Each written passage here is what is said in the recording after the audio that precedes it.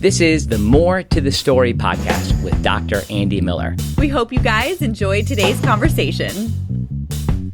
Hey friends, welcome to the More to the Story podcast. Today, I'm excited that we have Dr. Alyce Mackenzie on the podcast. She is a great leader and teacher in the study of preaching, and you'll get that really clearly on this podcast. Could you just take a minute and like this podcast or share it or subscribe to us on whatever channel you're on, if it's YouTube or if you're checking this out on one of the podcast apps? That would be really helpful to us. Also, you can sign up for our email list at andymillerthird.com. You'll find a tab there, and that will give you more information. And we'd love to get your feedback. We'd love it if you could even give a review of us and this podcast online on Apple's iTunes and that type of thing. That really helps spread the impact of what we're trying to do through the More to the Story podcast. We're really thankful, too, that Keith Waters in WPO Development are stepping up to plate as our first sponsors for this podcast.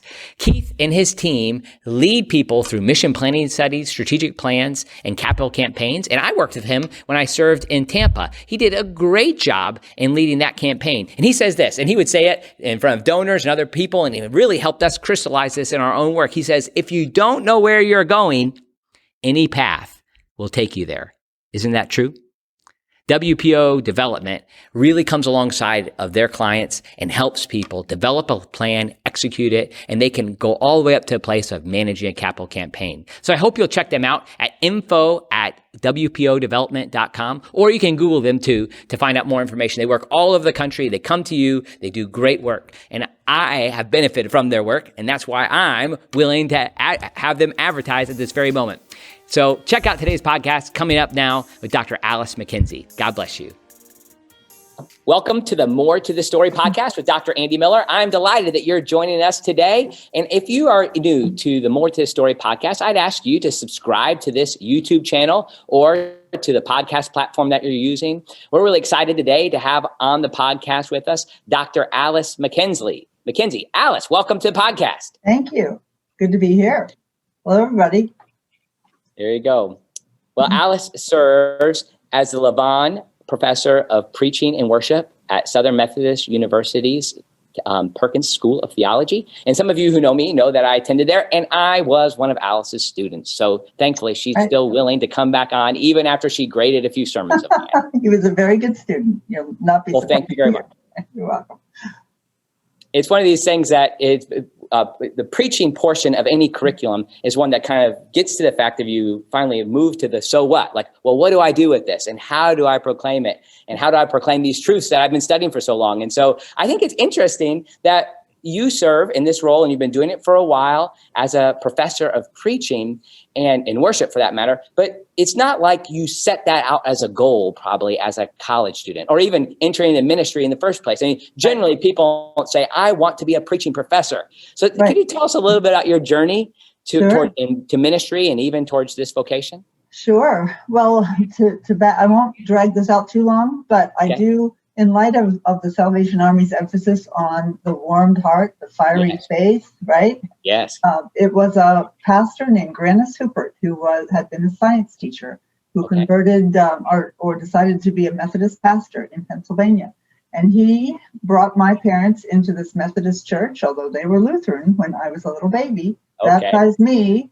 And then as time went on in various circumstances, he actually was the pastor who brought my husband's parents into another church in Pennsylvania. And in the course of time, I met my husband in that church. Wow. So we attribute our marriage to Grannis Hupert. And I also think to myself, when I think about someone who is just suffused with the joy of the Lord when he would preach, I think of him. And so I believe preaching has power, and my call to ministry probably began very early in my life, thanks to him and others. So anyway, as time went on, I felt a call to ministry in high school. Very strong. Wow. Didn't really want to do it, but it was weird for a woman to do that. Right. Really avoid it. So went on to college and then seminary. And when I was appointed to a church in Pennsylvania, in York, Pennsylvania, I remember looking out over the congregation, and they had this, the difference between hungry and hangry. Right? There's hangry and there's hungry, and then there's hungry. right? Hungry. And there's this look of these upturned faces that people are hungry for the word of God. Right. And I thought to myself, okay, I've had one course in preaching. I kind of know a few things, but there must be additional knowledge that I could learn. I could hone this so that I could meet this need. Yeah. And so it gradually emerged from that journey. And I then went on to study advanced preaching at Princeton. Okay. And to begin teaching preaching. So somewhere in there, you recognized this hunger that people have while you were serving in a church, and you knew you wanted to do something more with that. Right. You knew that and you only had one preaching class before then? Uh-huh. Wow. And I started preaching before I went to seminary, which was not a good sequence. I know. Yeah, I'm sure you get to hear many people's first messages, right? And so that I remember while I was in seminary, I had this progression, and it was kind of an interesting moment. I went to Asbury Theological Seminary, and I thank God for their curriculum, and I'll soon be teaching at Wesley Biblical Seminary, and I'll see how I get to be a part of that curriculum. But they reserved the preaching classes at that time. I don't know if it's still the case until you've already taken Greek and Hebrew and a couple of exegesis courses and a couple of hermeneutic courses. And the idea is you need to learn what you can say before you learn how to say it. So, but I still, because I was a seminary student and I wasn't serving a church at the time, was asked to preach. And so I got up and gave a 45-minute, I'll say, lecture, more of a lecture on the significance of Balaam and Balak. And I remember one line that I would never have now. I said, I concur with Gerhard von Rad on this. That's enough to tell you what the sermon was like. So I worked my way through it. But all that, I was very dangerous at that point, early on in the curriculum. I'm glad that I waited a little bit. And then eventually I had some classes with Dr. Ellsworth Callis, and I learned a little bit more of what to do. Yeah, it's a process. It is. Yeah. Absolutely. Yeah, I have a friend, and she says, I'm going to move my camera over a little. No problem. Okay. I can see you better. I have a friend who says she would like to have issued a recall on all those poor people that heard her sermons in her first few Sundays. But oh well, the Holy Spirit kind of does the damage control, I hope. Amen. Yeah. So I think we can certainly count on that through all this, even in our imperfections, and I'm sure if I was to look back at how I'm going to preach this Sunday in a few years, I'm sure I would have some cringe moments myself. Right, exactly. Yeah, I think it's Kierkegaard. Didn't he say that you have to live life forwards, but you understand it backwards? Oh, wow. Something to that effect, which is true. So this man who was your pastor, and then eventually your husband's pastor too, there was something about his warm-hearted experience that really drew you in. I mean, tell me a little bit more about him. I don't remember you saying that. And I think it's interesting you bring him up in light of the Salvation Army. Like I sense like maybe you think a similar spirit in him. Yeah. Well, I was looking on your on the site. I know a bit about the Salvation Army, and I included Catherine Booth in my book. Oh, good. And know about the traditions, but I was looking at a few of your historic figures and thinking about this theme of fire, of warmth, because John Wesley had this on it's May 24th, 1738. He had his Alder's Day experience when his heart was strangely warmed, and the whole pietistic warmth of faith. Yes. And then Samuel Logan Brengle. Yes. I read that he believed that those who seek God burst into flame when they first touch God and bring those left out in the cold to God's light. Yes. I started thinking about that and John Wesley and my own experience in high school of the sense of warmth and assurance. And I thought, it's Grandis. And I may not know all the details of his biography, but I do know that he was a very genuine person. He preached in a very, I would say, it takes some understanding to preach in a way that's deep and yet clear. Yes. So he didn't use eloquent, he was eloquent, but he didn't use esoteric language to prove how smart he was or how learned he was. And I just remember his face, even as a child, he just, not like the Transfiguration or Moses on the mountain, but he just glowed with a sense of joy. I would say that would be what it was. Wow. He just had joy. Wow. And I think that's so needed today. Right. We really need joy. And you bring up Brengle, and I'm glad, you and I have never had that conversation. Though you have, when I was in Arlington, Texas, you came and preached Right. at our core twice, and you came and preached to a room full of my bell ringers too. That Right. was Remember that. So you had 100 people who were ready to go out, and you charged them for the day. So Right. that was a good experience for me. But so a little about this opportunity. You and I have never had a conversation about Brengle, and he's often thought of kind of like this scholarly tradition within the Salvation Army. He wrote books on entire sanctification, and interesting, like that you bring up assurance in his life, because there's a book, a scholarly treatment of his life and teaching by a man named David Reitmeyer, who's a professor at Asbury University and a mentor of mine. He said that what Brengle brought was a renewed emphasis on the witness of the Spirit, or assurance in the life of the follower of Christ. And so the booths themselves had a little bit of the Phoebe Palmer emphasis of a kind of altar phraseology that entered into their theology. There's nothing wrong with that, but what Reitmeyer shows is that Brengle kind of brought back this more Wesleyan emphasis of the assurance or the witness of the Spirit. Right. The quote there that are ascribed to John Wesley that we're not really sure. I can't find where he said that, but one of them is his definition of preaching is, I set myself on fire and people come to watch me burn. Wow. Yeah. So awesome. He also is purported to have said, God does not call the equipped, but God equips the called. Oh, now interesting. I didn't know that was purported to him. Purported. I can't find it, but it does, supposedly. So anyway, the whole notion of warmth and I think that is one thing that people really want among others in their preaching, is to sense that the preacher believes what she's saying, and that it really makes a life or death difference to her. So that can come through in a lot of different ways. Like some people come into the room and they just they're so effervescent, so charismatic in the sort of stereotypical way. And other people, I've heard preachers who are maybe a little stumbling and not so suave, but who have this intensity and who have thought deeply. And that's another kind of charisma, I think. Right.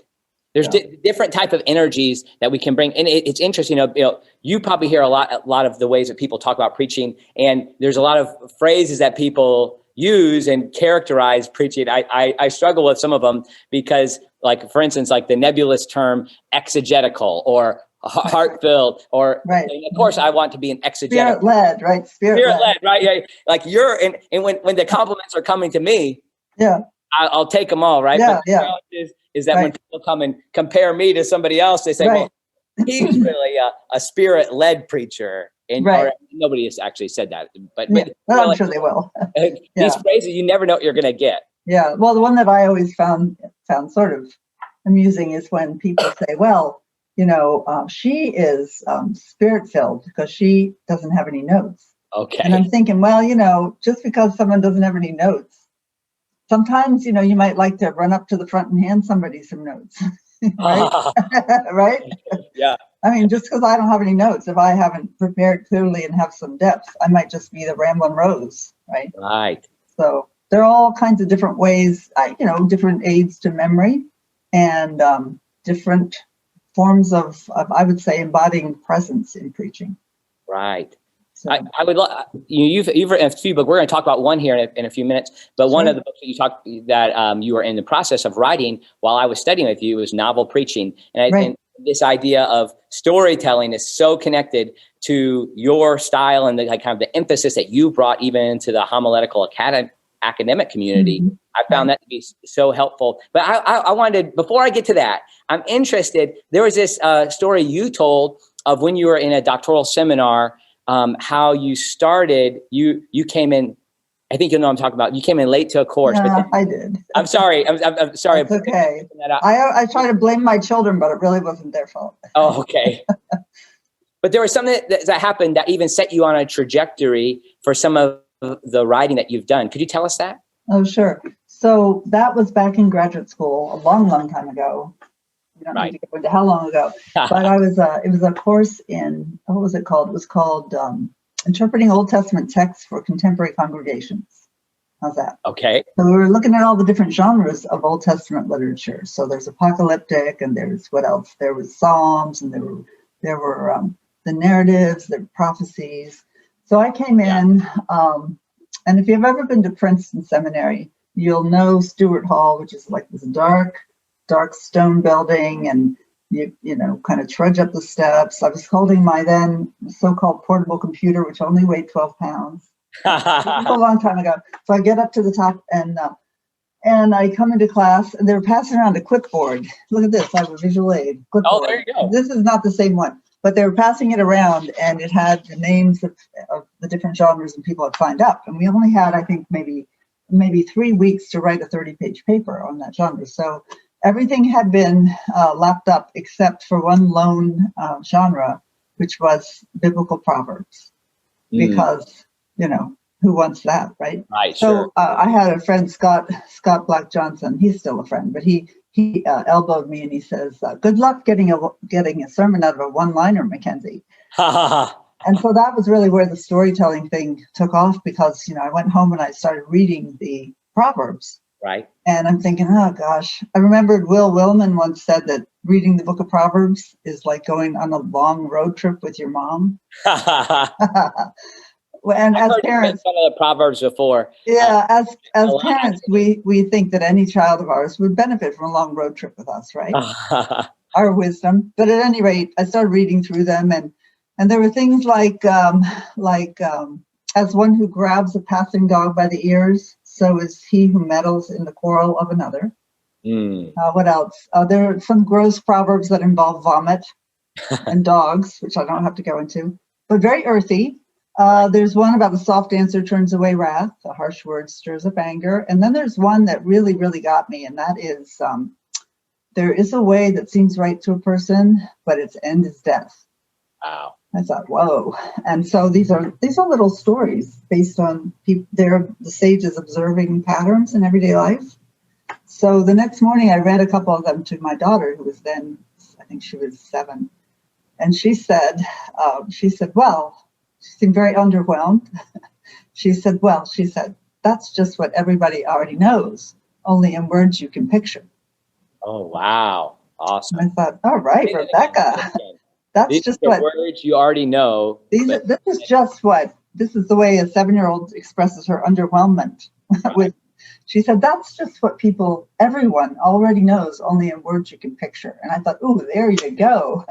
And that kind of got me going. I thought, man, we need words we can picture. That's what people need in our visual culture, not to jump ahead to the next book, but yes. So the Proverbs really are, if you can hear it, like even the one about the dog, right? Driving the dog. That's a like a freeze-dried story, right? That's just a very condensed story.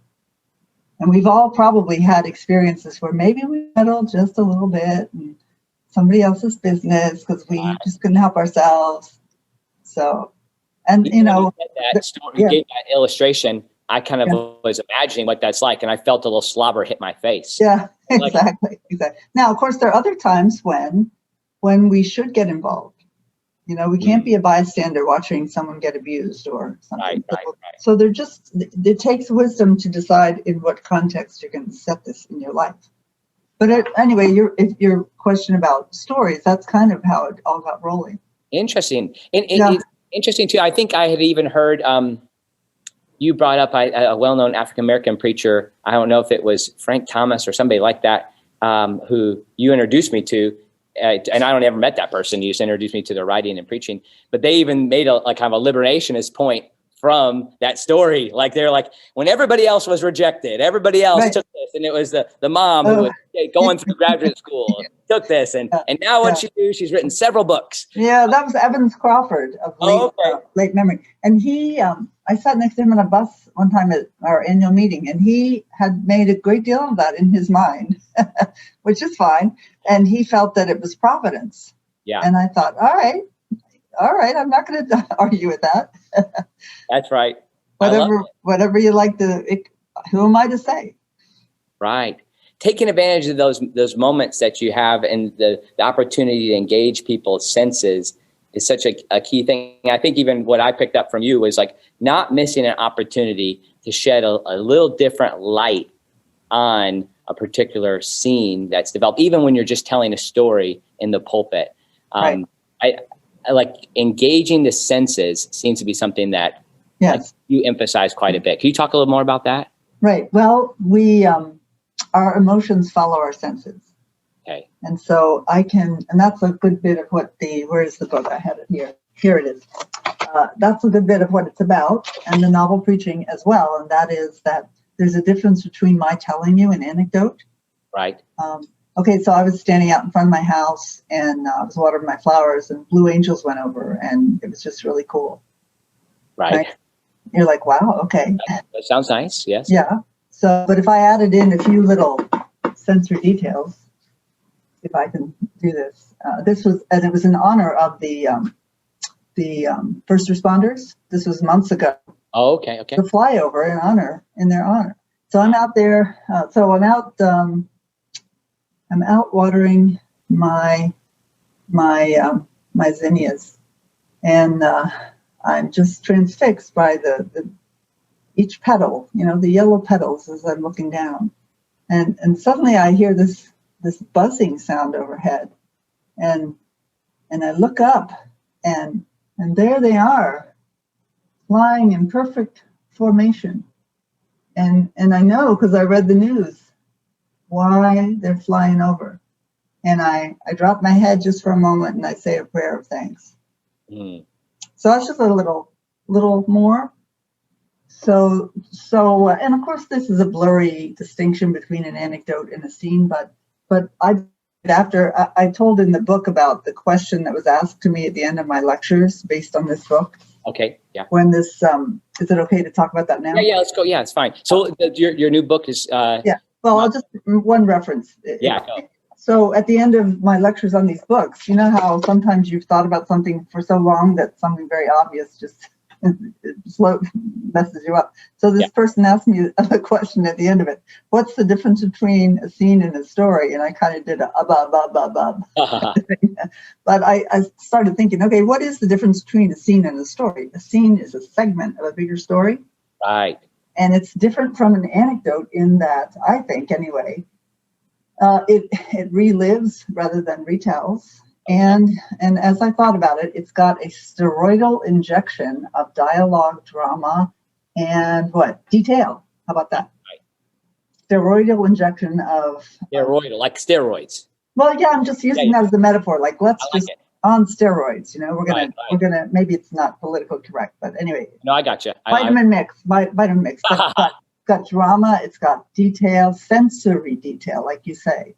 Yes. You're absolutely right to key into that, because that's what it makes the difference between people standing on the porch of your sermon and people being invited into the house. Wow.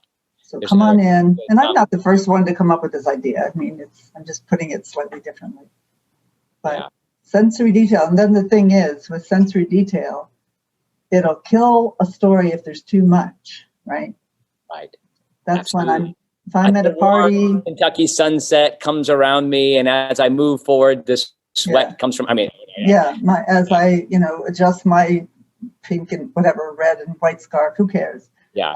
Several years ago, I invited a novelist to come talk to the Academy of Homiletics. Okay. Chicago. And so she came and she talked, the whole lecture was about something she called CSD, which is not any kind of medical syndrome, but it stands for concrete significant detail. Okay. She says that the secret of a novelist, and she was offering this for us preachers, is that when you tell stories, you have concrete detail. Yeah. So it's not just I was out watering my flowers and wow, the flyover was so inspiring. Well, okay. Yeah, sure. I'm going to run down to the altar and give my life to Jesus. Right, sure. So moving, but you have to have concrete, and it has to be significant. And so, depending upon what point I wanted to make with that little scenario, I would emphasize one thing or another, right? I would add details. And so it's really important for preachers to be clear on why we're telling a particular story. Right. Because, when you're on preaching, you probably have used the same story, maybe in a couple different contexts. Right. When I get the chance to go someplace else. And now in my fifth year in Tampa, closing out my fifth year, right. I can maybe slip in a really good old story, Why not? Why not? Right. Well, really good stories are worth retelling. Right. But the point being, there's also something called the MIT, which stands for the most important thing.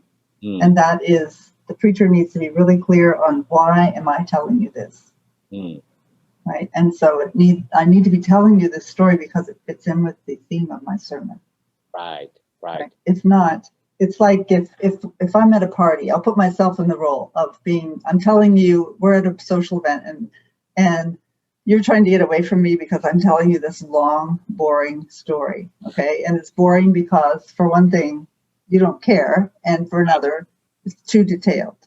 And so what you start doing is, I know you'd be too polite to do this, but you would start looking around behind me for other people that might tell a better story, right? Yeah. So we don't want this body language when people are sitting in the pew, like, why are you telling us this? Right. Absolutely.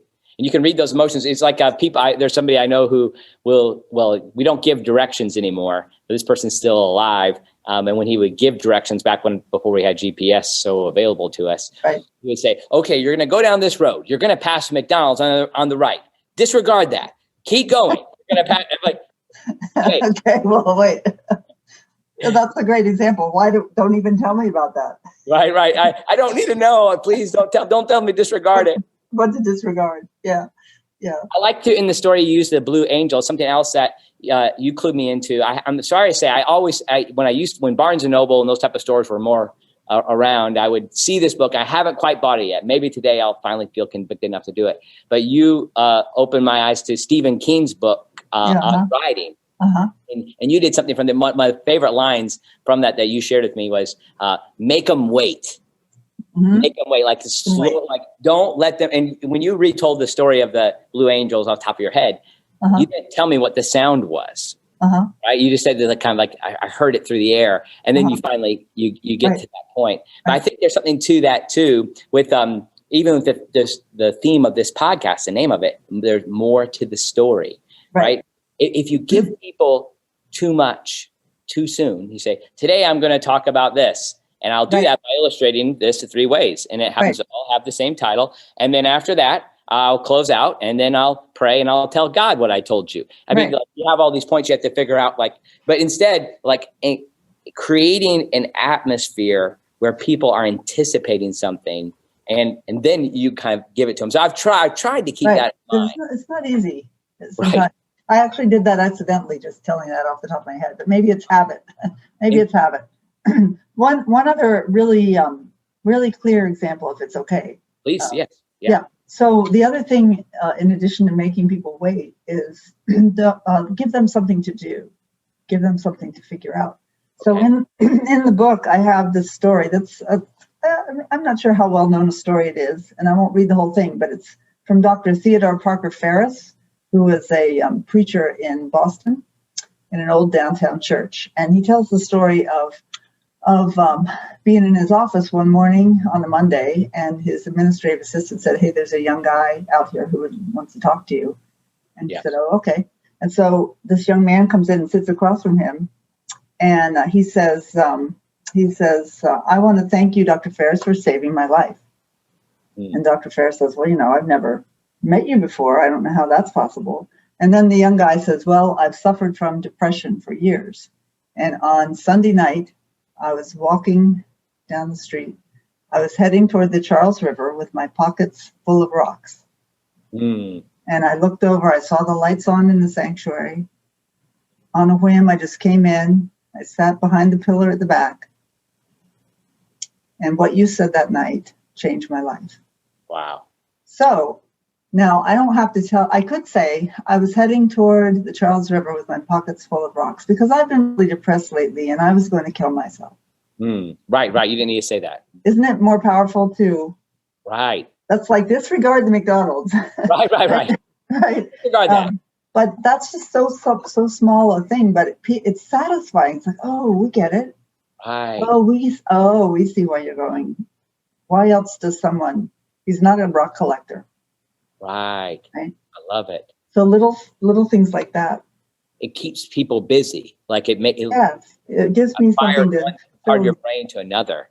Right. And it is really an art in preaching, because I think especially these days, people do need something a little more direct than Fred Craddock's kind of spinning of stories and trusting that people can contextualize them. They need more direction because we don't know the Bible that well. And right. I think we need a little more hand in the back of the small of the back, maybe, or pulled along.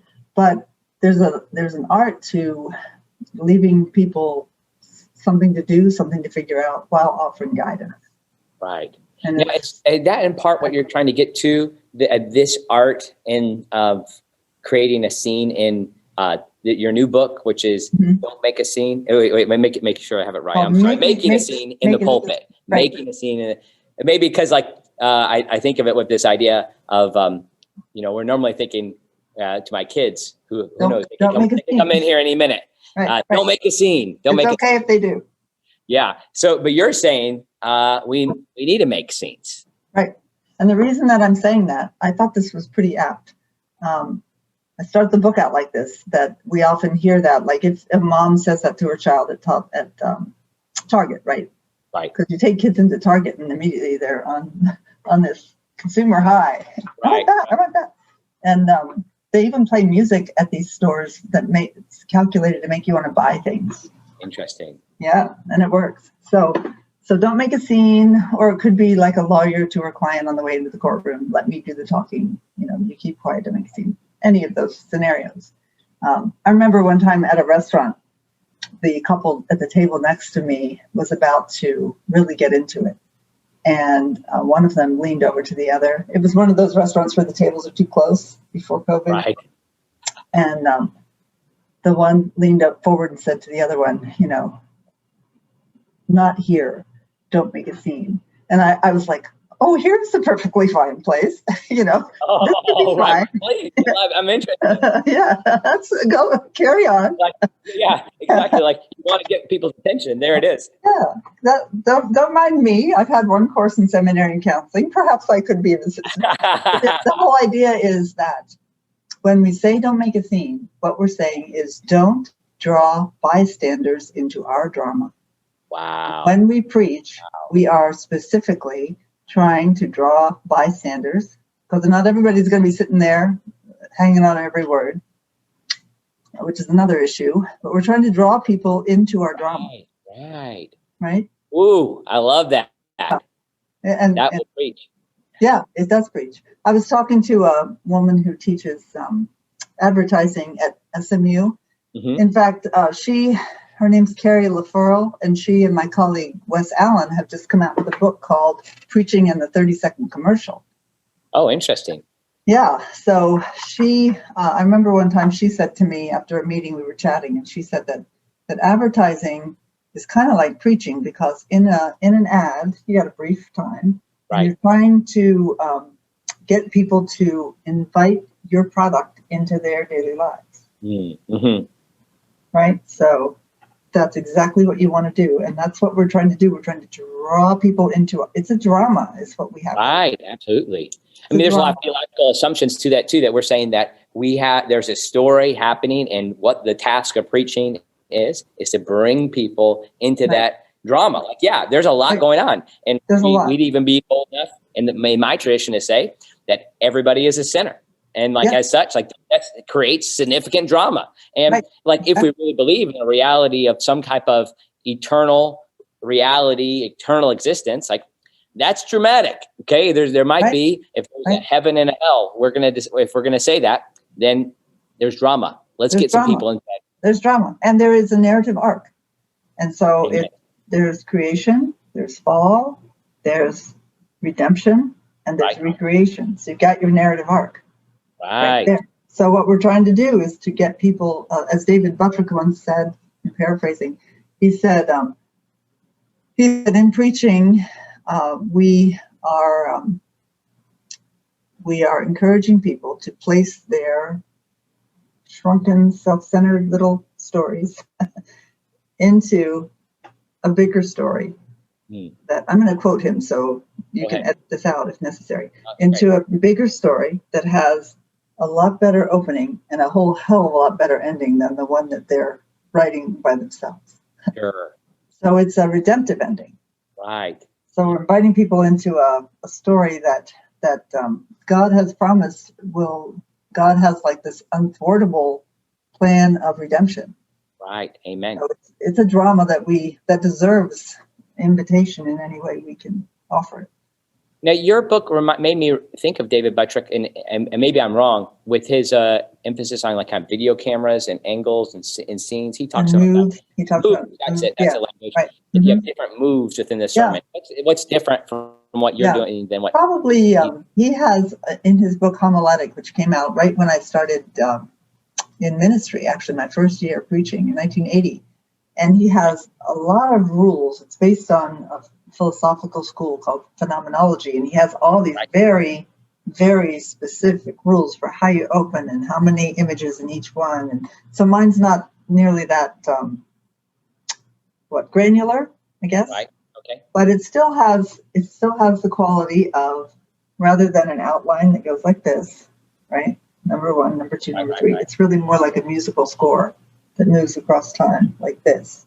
And it moves from here to here to here. So the similarity is that there is a through line. There is like a golden thread that pulls the whole way through. Right. That is a similarity, but I don't abide by all the specifics that he does. He starts with a sentence and ends with the same one. And but I am grateful to him for his work. Yeah. Now you addressed earlier, like that you had a question, like, so what is this difference? And maybe you answered this earlier, but I like just have it repeated if necessary. What's the difference then between making a scene and telling a story? I mean, you mentioned it earlier, but hit us with that again. Right. So and in some ways, it's like one of those Japanese houses where the rooms are separated, but the doors is sliding, right? You slide them and you can go in either way. So, but the distinction I'm thinking of is that a story is, well, for example, let's try an example. The Three Little Pigs. Okay. Right? It's a story, right? Definitely. And I'm sure you could tell it to me right now with great enthusiasm and drama, but it's got scenes, right? Right. So the scene is a portion or a segment of the bigger pie, right? And so a scene is a segment of a larger story. But in some ways, when you watch a episodic television show that has, they set them up most of the time, not always, so that each one is a standalone, so that you come into it and find it interesting. But it's part of a bigger picture. So a scene is an invitation into a kind of bite-sized part of the story. And what I'm trying to do in the book is to show us how to invite people in. I'm working on. I shouldn't have taken my phone in the other room, but pretend this is my phone. Okay. The size of my iPhone. I'm thinking about the fact that we've moved from this panoramic screen in our culture to the palm size, right? And so people are preoccupied with their phones. We can actually be more than one place at one time now. We can actually, I think, be nowhere at one time. Wow, interesting. Yeah. So the challenge is to draw people into that one screen and try to keep them there. And so to me, if I can, like, for example, here's an example I think I have in the book of drawing people into a scene. So there's a famous picture of John Wesley preaching on his father's grave in England. And so one of our graduate students at Perkins went to Moscow years ago, and he was to teach a course in Wesleyan theology. And he had a translator, but he thought, maybe I need some visuals to help this. So the whole semester, every day, he would put this picture up on an easel at the front. And he just kind of went through like, okay, who is this person? Sure. Where is he standing? who are these people? And what he did was he focused them in on this one scene, but he then said, okay, what happened before this that Wow. came to this point? And then after this, what happened next? Wow. Right? So the scene with the man behind the pillar, that's not the whole story of this man's life, right? I'm talking about the man with his pockets full of rocks. Right. Okay. So that's a scene. The scene is this young man in Dr. Ferris's office. Right. And you're being drawn into that scene. Now you could say, well, that's a story. Well, okay, if you want to say that, but Sure. It's specific. It's subservient. It's like almost a part. It's like it's meant to get you into something bigger. Like it's an entryway for you to access something. Right. So to me, and you can start a sermon with a biblical scene. You can start it with a contemporary scene. You can start it with an historical scene, like the Wesley scene.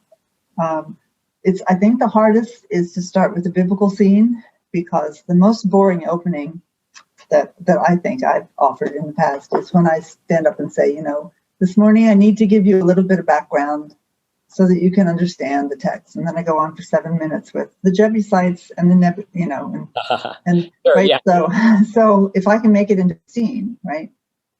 Like there's this sermon by Fred Craddock where he makes a scene out of King Saul in the tent of the Witch of Endor.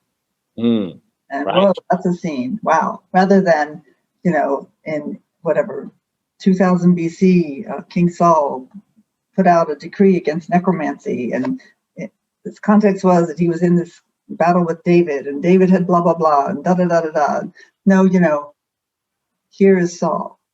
Right? Tall, vigorous, in the prime of life. This is Fred Craddock. I'm not this much of a genius. The stoop shoulders, in rags, a poor attempt to disguise himself.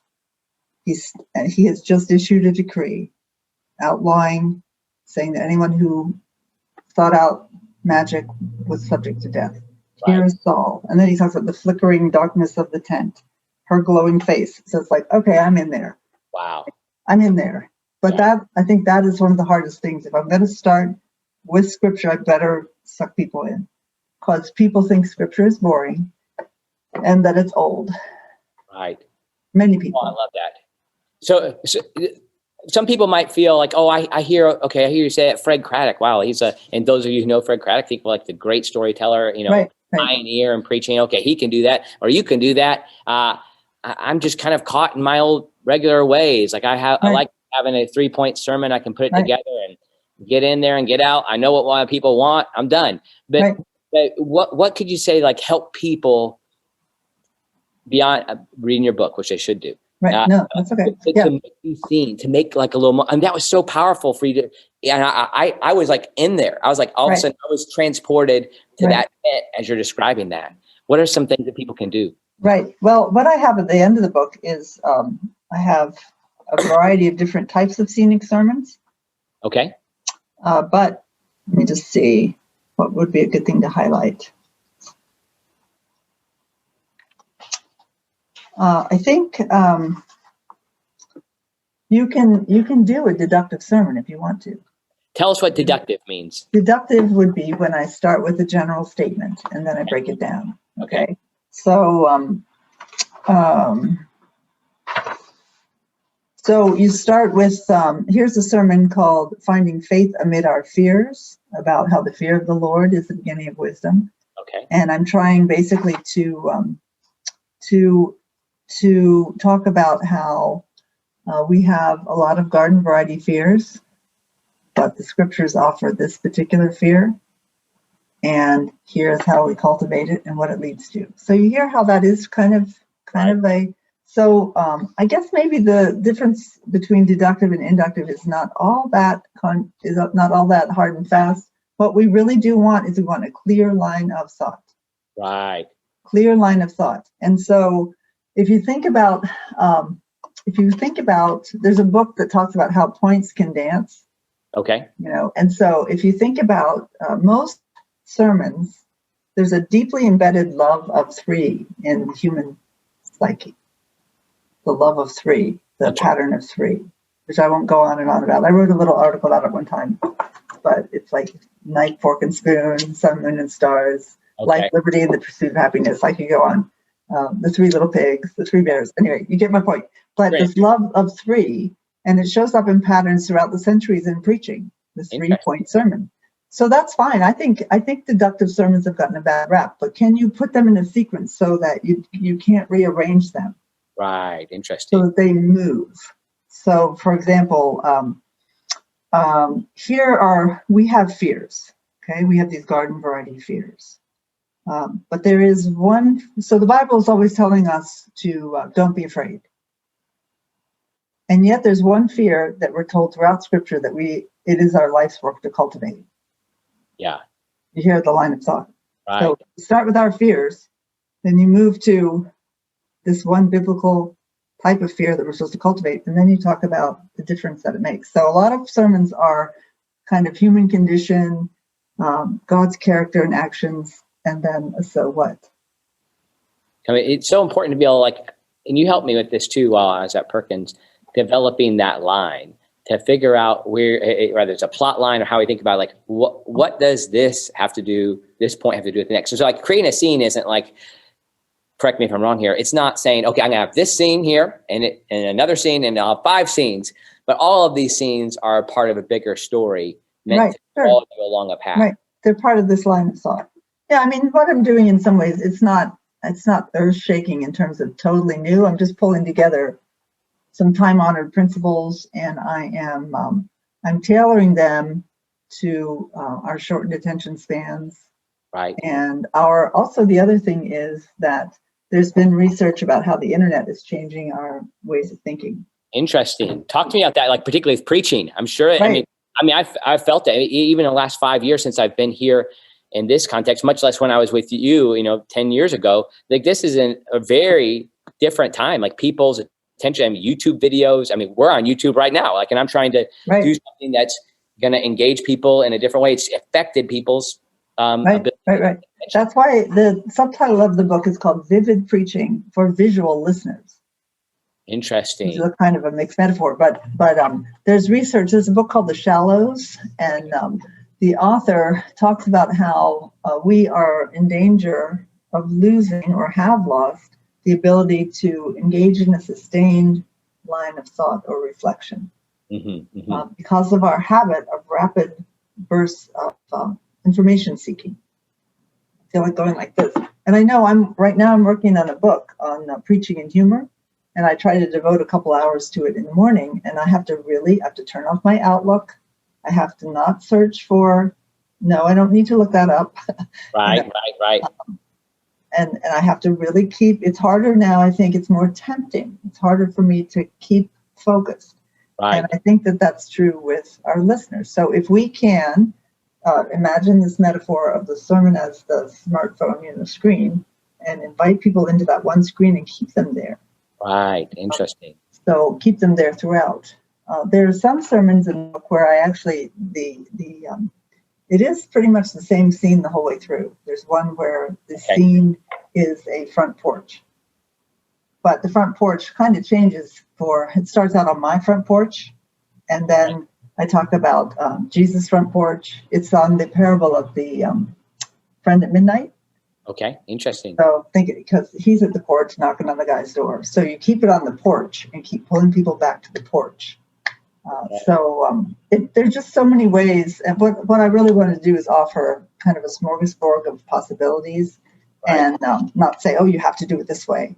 But the scene, draw people into our drama. Right. Amen. Yeah, draw people into the drama, and you pull out all the stops. Well, the metaphor of the phone too, I think, is interesting. You're holding up your hand there, and I'm doing it too. You're bringing people. If this is the phone, right? We're bringing people. Come, stay with me here for a minute. Just stay with me. Yeah. I think that I don't want to over abuse that language, but every now and then, I'll say, if it's something that's if it's more analytical or something that's a little deeper, that might have the vocabulary that's tough, and I'm aware of my audience, I might just say, hang in there with me. If you just hang with me for a few minutes here, I think it's a payoff. Right. That I can't abuse that. Like all preachers or speakers, you have lines. And if I said that every week, people will stop hanging, right? They'll stop hanging. They will. But at some point I have to say, there's something here that I want you to be a part of. If you'll go on this journey with me as we get into this trauma. Yeah. Yeah. I do think that's, because when you say hang with me, you don't want to imply that they are losing interest. Right. Yes. So that's the only trouble with that. So I have noticed sometimes one thing that we all need to be aware of as when we're starting out is that sometimes preachers will start out with a contemporary story about themselves or very animated, and then they pause, and then their affect changes, and it's like, and when we turn to the Bible, it's almost like, that's right. I'm sorry, folks, but we really have to talk about. I know the Bible's old, and right up, but we have to bring it in.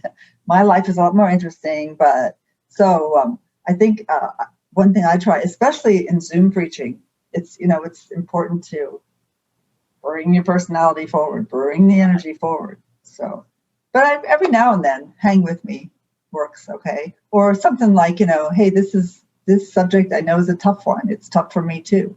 In a way, I'd rather not have to talk about it, but here we go. Right. So that kind of thing to, some vulnerability, I think can be good. Well, and I hope that whenever I do something like that I'm going to make it accessible enough that people might think, oh, that's not so bad. I hung with that. I'll hang with you. This isn't so bad. I can do this, Right. You bring it up like some people are changing. I think that's something I think is so important in preaching is that we don't become different people. Right. Like we retain our personality. Right. And you might there's some people who will start a sermon every week with a joke. Same way. Right. Exactly. Something they pull off the internet or like a good, funny joke. And then it turns into something boring. Like you get a little bit of energy from that. And you get some momentum. Right. Or you have a preacher's voice that's completely different from how you speak with somebody. Yeah. Some kind of sort of a pulpit persona. Right. Not really you. I was just trying to see if there's one here I could find real quickly. Okay, this one is on the Transfiguration. Right. Okay. Now the disciples get a glimpse of what's coming. Sure. Yes. So just quickly, a few years back, I was invited to teach on the parables at a Sunday school class at Highland Park United Methodist Church in Dallas. I arrived 15 minutes ahead of the class. The room began to fill mainly with women. I was greeted by one woman who told me that her name was also Alice. And then another woman came up whose name was also Alice. So we're having a kind of little Alice reunion. And I noticed a woman off to the side who seemed to be just a little forlorn and was looking around the room and not talking to anyone. So I invited her into our group, even though her name was Evelyn. She could be involved. And she said, I said to her to make conversation, this class has been together quite a while, hasn't it? She said, yes, we started out as a couples class in the 1950s. We were called the 2x2 class. We still are called the 2x2 class, but it's time to rename ourselves as the 1x1 class. Oh, wow. She said, because now all of us are old and a lot of us are dead. Mm. And then realizing how that sounded, she pasted a bright smile on her face and she said, and we are so glad to have you join us this morning. All of us are old and a lot of us are dead. Do you know anybody who needs a dose of 2020 resurrection foresight? Amen. So you get a little, that's not a total story because we don't know what happened to her before. Right. We don't know what happens afterwards. But do you hear how that's right? And this is not an earth-shakingly different thing than what a lot of preachers already do. I'm just calling attention to the power of sin. Right. Well, I think intuitively there are these things that people know via their own illustrations or anecdotes that helps people, draw them in these short little segments. And I can see that in my own preaching. Like, okay, I'm going to tell the story, and even just a sub detail of the story. Right. So, for instance, like I would talk about when we moved to Georgia, and we were finally unpacking, and it was just a crazy time in our life. And we finally found a park that was close to our house. And as we were walking, it was like the birds were singing. I was pushing Georgia in her stroller, and it's like somebody could have sung It's a Wonderful Life right over the top of all of us. It was just, everything was right. And then next thing I know, I see my son, Titus, who is on a bike and training wheels, and he starts going down a hill. And instead of pushing back on the brakes, his feet go wide out to the side. Oh, no. Going down faster and faster, and he's headed towards a creek. And I'm there in my with the stroller with the kids, and I have to catch up with them. So I'm pushing, and you might not realize there's actually like a top-off speed for a stroller. It only can go so fast. Right, I know. So the stroller shaking, and as Titus goes down, I jump and I knock him off of his bike. And as I knock him off the bike before he hits the stream, I'm worried that he's hurt. And as he jumps up and he says, "That was awesome." It looks back at my wife, who I'm hoping saw everything that I just did very heroically. He then says, "Mommy, did you see that? I saved myself." I think, you are a little bum. I saved your life. Right? So that's a story I used to talk about justifying grace, and like it's not necessarily, it's God's work for us. We just don't realize. But that story itself, well, there's 3 scenes in that story. And now maybe it's overdone. Me being worn out from a move, unpacking, finally getting to a park, having a beautiful moment with my family. Like that's a scene itself. The trouble comes, all of a sudden my son is headed for an accident, and then the resolution that he's okay. And I could just say, well, one time I saved my son's life, and he thought that it was that he did it and not me. Yeah. Right? And aren't we like that with God? Right? Oh, amen. Absolutely. Yeah. So, I mean, you could just put it right out there. The theme for my sermon today is, we didn't do it all ourselves. Amen. I take from my text, and then you just put it right out there. But in this case, you tell the story and then you pull it out. That's why it's so important to have that clear, because you could use that scene or that story to make several points, right? Oh, sure. That don't get too secure, right? Right. Be vigilant. Be vigilant. You could. I can't think of any others at the moment, but you can. So you can think of there's several moments that too, or like me wanting the approval of my wife. I mean, why? Right.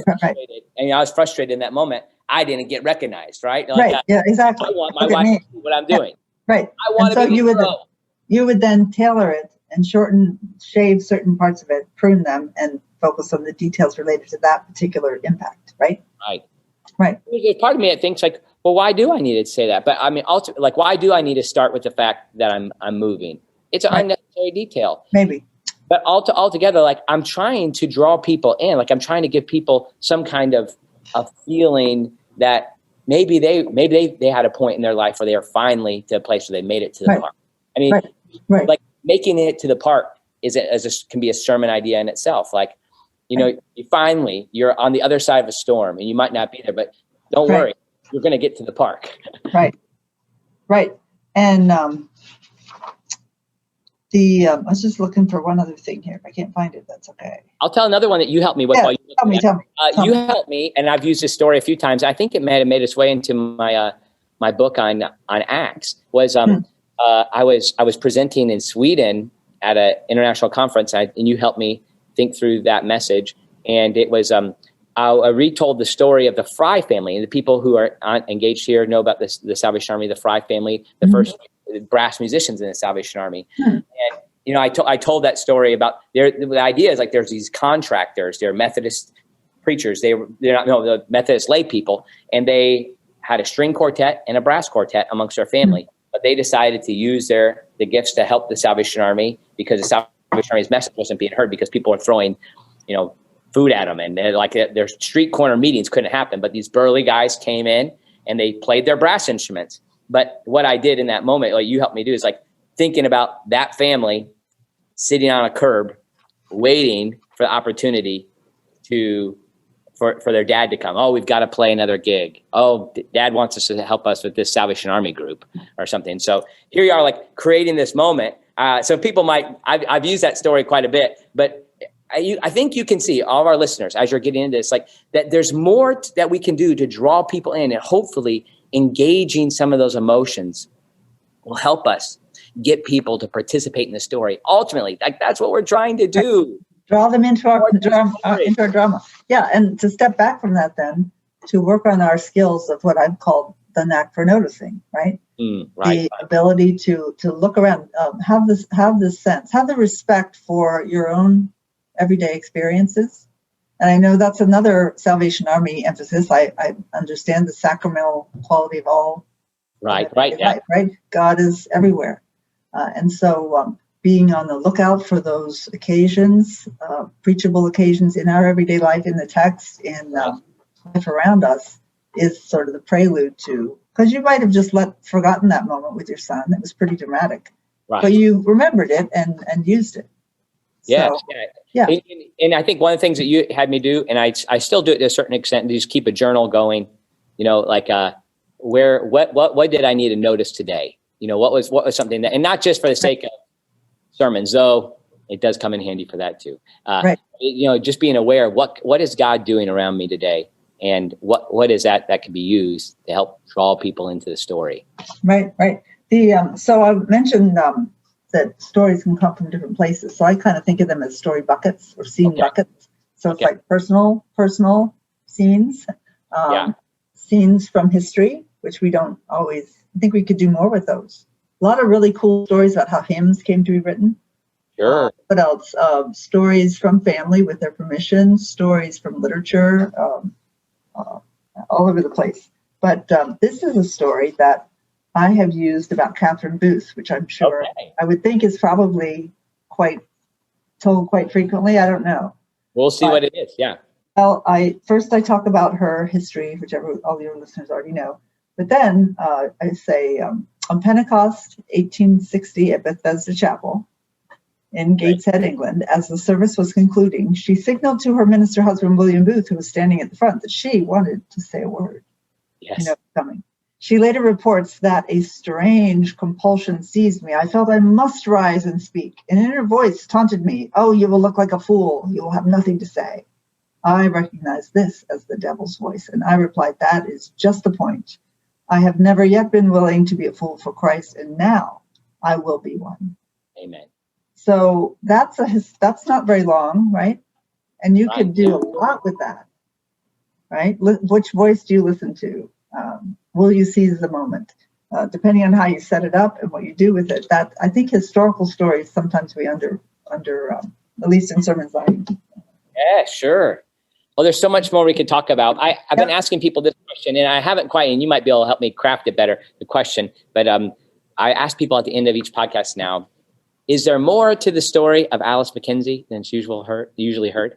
What would that be? Do you like to scuba dive or? More to Alyce's story. What's okay. I know you make some healthy chocolate chip cookies too. But. I did. Well, in other words, what do I do for fun? Sure. Yeah. What there's more that people might like to know about you? That you like. Well, I'm working on this book on preaching and humor. So it's called A Funny Thing Happened on the Way to the Pulpit. Okay. Very excited about this because it's helping me to realize I always thought that my sense of humor was frivolous and sort of something that, I should tamp down. And it helps me to realize that we all need to lighten up in the best sense of the word. So there's that going on. Okay. I have 2 grandchildren, little boys, 7 and 3. Okay. And just got a great story from the little one today. His grandpa took him to feed the ducks with his little bag of, tell me if this would preach. So little Silas, who's 3, he gets to the duck pond and he says, today I do not want to feed the ducks. I want to be a duck. And he went and sat on a bench and ate all his bread. Which could be like a great story to set next to Jesus feeding the 5,000 in John. Right. So anyway, family is fun. We're doing some travel this summer to Seattle and Colorado. So great. Yeah. So I'm having a good time learning to teach online. So life is good. Well, thanks so much for your time and for your ministry of, helping prepare preachers through Perkins, but also through your writing and your work with the Academy. I know too, you have the center that you lead too. You want to mention that real quick? Sure. It's called the Center for Preaching Excellence at SMU. And if you go on our website, we have a number of interviews, and we also have what's called must-reads, interviews with authors of recent books on preaching. So, and there's also, if anybody is a lectionary preacher, there are posts every week on the Old and New Testament lectionary texts. Okay, so, great. Yeah. So thanks for having me. Absolutely. It's been our privilege. And those of you who are watching, we just encourage you to subscribe here on YouTube or on Spotify, Apple Podcasts, wherever it is, and look up Dr. McKenzie. I know you'll be blessed through the work that she's done. Thanks so much. Thank you. It's been a privilege.